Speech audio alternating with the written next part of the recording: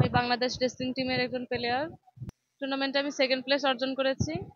57 KG wait ক্যাটাগরিতে আমি civil থেকে অংশগ্রহণ করেছি। হ্যাঁ, ন্যাশনাল টিমের ক্যাম্পিং এ আছি। আমি ফেডারেশনে ক্যাম্প করছি একবার, আনসার একাডেমিতে 2 বার ক্যাম্প করছি, আর এই বাংলাদেশ রেসলিং টিমে ক্যাম্পে ডাক। প্রথমত ফেডারেশন থেকে আমরা সব থেকে বড় পাওনা হচ্ছে আমরা মেয়ে কোচ হিসেবে আমরা শিরিন সুলতানা ম্যামকে পেয়েছি।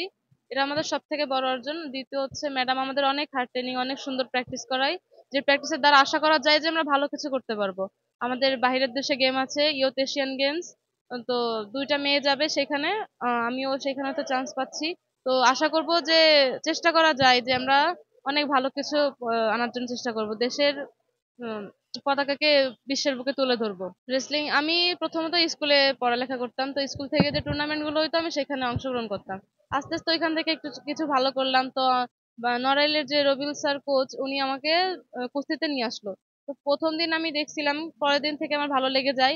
আস্তে আস্তে এটা কন্টিনিউ করার পর আমি যুব গেমস করি। যুব গেমসে আমি থার্ড প্লেস অর্জন করি প্রথমবারে। তারপর থেকে আস্তে আস্তে পদে পদে উঠে আমি জুনিয়রে গোল্ড মারছি।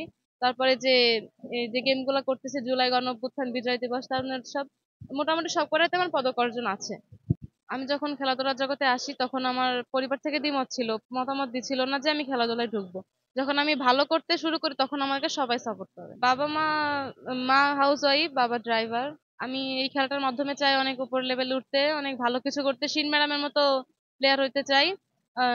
যে কোনো বাহিনীতে চাকরি করতে চাই, যাতে আমি আমার পরিবারকে সাহায্য করতে পারি। আমি এই কুস্তি খেলাটা হচ্ছে আমার ইমোশন, মানে এটা আর কি নিজের সাথে জড়িয়ে গেছে, এটা ছাড়তে পারবো না কখনোই। তো আমি চাই যে এই কুস্তিটা ধরেই আমি অনেক উপর লেভেলে উঠতে চাই।